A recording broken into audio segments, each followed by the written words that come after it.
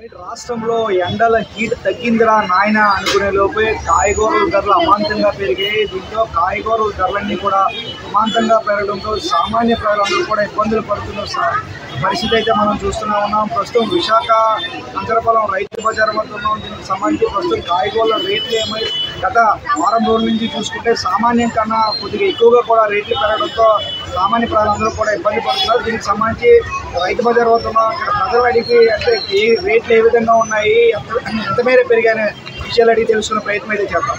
అసలు రేట్లు ఏ విధంగా ఉన్నాయి, తెలియ లాస్ట్ కంపేర్ చేసుకుని ప్రతి ఐటమ్ ఆనియన్స్ 35 రూపీస్ ఉన్నాయి, టమాటో 50 కొంచెం ఎక్కువ కంపేర్ టు లాస్ట్ వీక్ కొంచెం ఎక్కువ.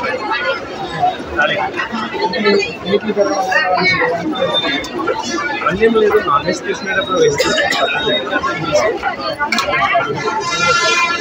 కాయగూర రేట్లు ఏ విధంగా ఉన్నట్టు చవక ఉన్నప్పుడు చవక అమ్ముతారండి, పిరింగా ఉన్నప్పుడు పిరింగా అమ్ముతారు. ఆ తప్ప అయితే ఏమీ లేదు. చవక ఉన్నారనుకోండి కేకలేసి ఇచ్చేస్తారు. మరి పిరువైనప్పుడు మరి నష్టానికి వెళ్తారు, ఎవరైనా నష్టపోరు కదా. అదే వరల రేట్లు మరి తక్కువ మాత్రమే అలాగే అది ఎలాగా అమ్ముకోవాలనుకుంటే అలాగే అమ్ముతున్నారు. అలాగని మనకేమీ రేట్లు ఏం పెంచేసి అమ్మకం లేదు. ఇంకా కొంచెం టైం అయింది అనుకోండి, మరి రేట్లు చవక ఇచ్చేసి వెళ్ళిపోతుంటారు. టమాటా 50 రూపాయలు, ఉల్లిపాయలు ఎంత 36 రూపాయలు మామూలు రేట్లోనే ఉన్నాయి. అలాగే నన్ను ఒకవేళ ఏమైనా కొంచెం అటు ఇటు అయినా కూడా గంట తీసుకుంటారు, నష్టపోయి ప్రజలకు ఇస్తున్నారు.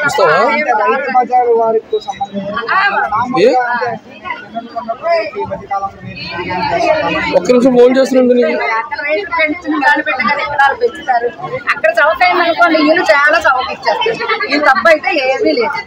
అది అలాంటిది కూడా బాగా ఉన్నదండి. ఇప్పుడు మన ఎండ ఒక పక్క నుంచి మండి పెడుతుంది, ఒక పక్క నుంచి ఏ టైం పడుతుందో తెలియట్లేదు. ఆ మొక్కలు పండించిన కూడా ఎన్ని బాధపడుతున్నామో మాకు తెలియదు. ఇప్పుడు ఈ కొత్తిమీర కట్టిందంటే అక్కడ 50 రూపాయలు చెప్తున్నారు. ఇక్కడ మేము ఇక్కడ 2 లాభపడుతున్నాం, ఇక్కడ ఆయన అమలాపడుతున్నాం. ఇన్నోకి బాధ అయిపోతుంది, అమ్ముకున్నోకి బాధ అయిపోతుంది. మనం ఏం చేయమంటే చెప్పండి. అలాగని బోర్డేడు కంటే మాకంటే ఎక్కువ అమలాపడుతున్నాం.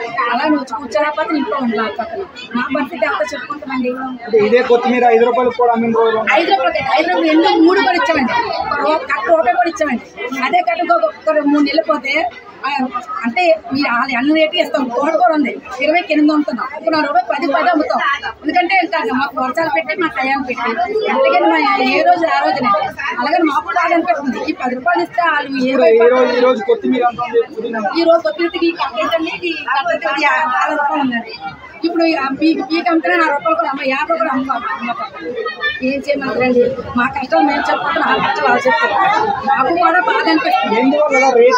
రేట్లు ఎందువల్ల కారణం అంటే ఏం కాదు. అక్కడ ఎంట్లో చూస్తున్నాం కదా, ఇంట్లో ఉన్న మనలో ఉండిపోతాం. అలాగే మొక్క ఎప్పుడు రావాలి, తప్పించే అలాగలా రావాలంటే రాలేదు. అలాగలా 2 పంట పోతే 3వ పంట వస్తుంది. ఆ రైతు కూడా ఎంత నష్టపోతుందో మీరు కూడా చూడాలి కదండి. దయచేసి మమ్మల్ని కూడా మీరు అర్థం చేసుకోవాలనుకుంటున్నారు. మీరు మొన్న ఎంత ఇచ్చారు, మొన్న ఎంత ఇచ్చినప్పుడు కంప్లైంట్కి వెళ్ళలేదేమి, ఇప్పుడు ఏమైనా కూడా కంప్లైంట్కి ఇస్తాను. అదే మేము పడుతున్నా కదండి, చెప్పుకునే పరిస్థితులు మా రైతుల మీద అయితే అప్పుల పాలు అయిపోయాయి, కాకపోతే ధనవంతులు అయిపోయాయి. అందులో 100 అయిన వాళ్ళు ఉన్నారు, అందులో నా కుటుంబంతో అయిన వాళ్ళు అప్పుల పాలు అయిపోయాయి. అలాగని అది మా పరిస్థితి అండి, రైతుల పరిస్థితి.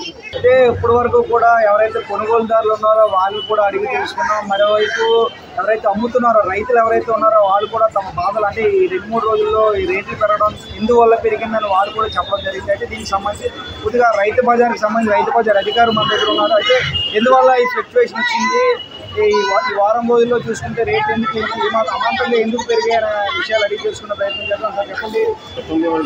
వారం రోజుల్లో కురిసిన భారీ వర్షాల వల్ల పంట బాగా నష్టమైంది. దానివల్ల కాస్త రేట్లు పెరిగాయి. వారం 10 రోజుల్లో మళ్ళీ రేట్లు కూడా వచ్చే అవకాశాలు ఉన్నాయి. గతంలో పోలిస్తే రేట్లు కూడా బాగానే తగ్గాయి. వర్షాల వల్ల కొద్దిగా రేట్లు పెరగడం జరిగింది.